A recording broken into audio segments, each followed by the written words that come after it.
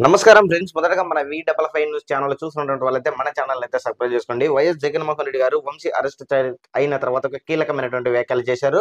అయితే ఆయనకు కౌంటర్కి వచ్చేసి మంత్రి కొల్లి రవీంద్ర గారు వచ్చేసి ప్రెస్ మీట్ పెట్టి స్ట్రాంగ్ కౌంటర్ ఇవ్వడం జరిగింది అనమాట. మంత్రి కొల్లి రవీంద్ర గారు మాట్లాడే విషయాలు మనం ఒకసారి అబ్జర్వ్ చేస్తే మటుకు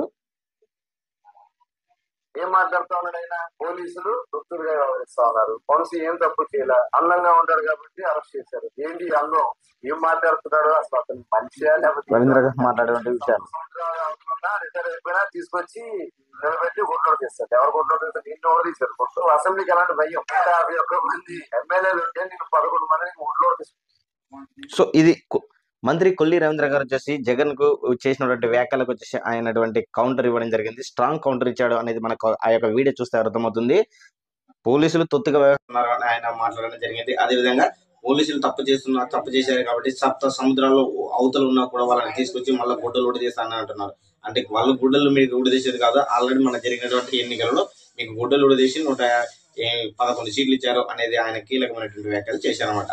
మీకు దుమ్ముంటే కూడా అసెంబ్లీకి రాండి అనేది కూడా ఆయన చేసినటువంటి వ్యాఖ్యలు మనము స్పష్టంగా కూడా గమనించుకోవచ్చు.